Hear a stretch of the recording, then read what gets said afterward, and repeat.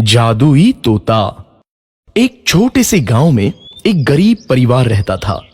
उस परिवार में रामू और उसकी बीवी सीता उसके बेटे चिंटू के साथ रहते थे। उसी गांव में एक तोता भी रहता था। उसका नाम था रघु। वो किस्मत का धनी था। जहां भी जाता वहां किसी भी चीज की कमी नहीं पड़ती थी। एक दिन रघु उड़ते उड़ते उस गरीब परिवार के घर गया। रघु सोचता है, अरे वाह, लगता है यहाँ आज बहुत अच्छा खाना मिलेगा। मैं पेट भर के खाऊंगा। वो एक कटोरी में रखे अमरूद देखता है। अरे वाह, अमरूद मुझे तो ये बहुत पसंद है। मैं तो इसे पेट भर के खाऊंगा। रघु तोता अमरूद खाने ही लगता है। तभी सीता रघु को अमरूद खाते देखती है तो गुस्सा हो जाती है और उसे वहां से भगा देती है। भाग यहाँ से, न जाने कहां से आ जाते हैं। मैं तो परेशान हो गई हूं इनसे। सीता के भगाने के बाद रघु चुपचाप से एक कोने में रहता है। धीरे धीरे उस परिवार की बरकत होने लगती है। एक दिन रामू और सीता खाना खाते वक्त बातें करते हैं। आजकल हमारी बहुत तरक्की हो रही है, काम भी अच्छा चल रहा है। रामू कहता है। इस पर सीता कहती है, सच कहा, भगवान हमेशा ऐसे ही हम पर मेहरबान रहे। बेटा चिंटू भी कहता है, पिताजी मुझे खिलौना लेके दो ना, मेरे सभी दोस्तों के पास है।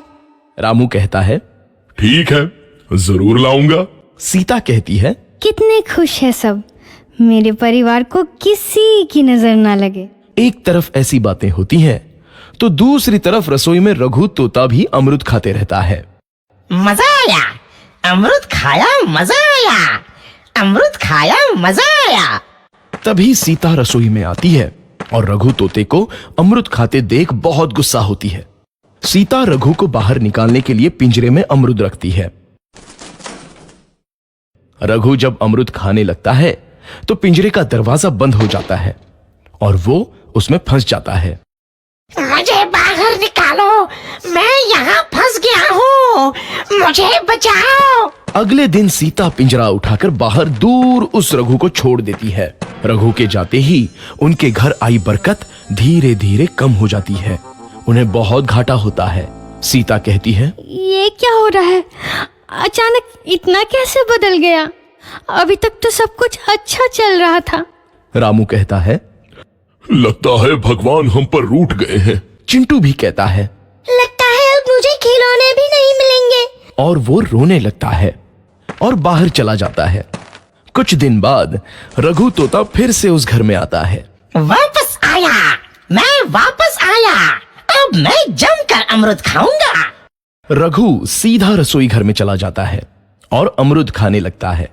कुछ देर बाद सीता रसोई में आती है और रघु को देख कहती है, एक तो घर में पहले से इतनी दिक्कत चल रही है और ऊपर से ये तोता मुझे और परेशान कर रहा है। सीता रघु को वहां से भगा देती है। रघु उड़कर किसी कोने में छुप जाता है। कुछ दिन बाद धीरे धीरे उस घर की बरकत वापस आने लगती है। काम भी अच्छे से चलने लगता है। एक रात जब रघु तोता अमरूद खाने जाता है तो पिंजरे में फंस जाता है।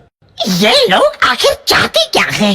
एक तोते को शांति से अमरूद खाने क्यों नहीं देते? मैं कौन सा चोरी कर रहा हूँ? बस अमरूद ही तो खा रहा हूँ। तभी रामू वहां आता है और पिंजरे में रघु तोते को देख उसे बाहर छोड़ देता है। ये तोता भी कितना जिद्दी है, बार बार वापस आ जाता है।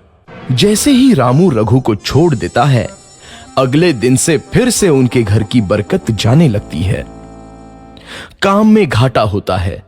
किसी को समझ नहीं आ रहा था कि ऐसा क्यों हो रहा है। रघु तोता घर आता है तो अचानक बरकत आती है और जब रघु तोता को बाहर निकालते हैं तो बरकत चली जाती है। एक दिन सीता रघु तोते के घर आने और बाहर जाने की स्थिति पर नजर रखती है। ये तोता जब भी घर आता है तो घर में बरकत आती है और जैसे ही ये घर से बाहर जाता है तो उसी के साथ बरकत भी चली जाती है। कहीं ये जादुई तोता तो नहीं है? अगली बार जब ये तोता घर आएगा तो मैं इसे कहीं नहीं जाने दूंगी। सीता रघु का बहुत इंतजार करती है लेकिन रघु तोता दोबारा उस घर में कभी नहीं आता।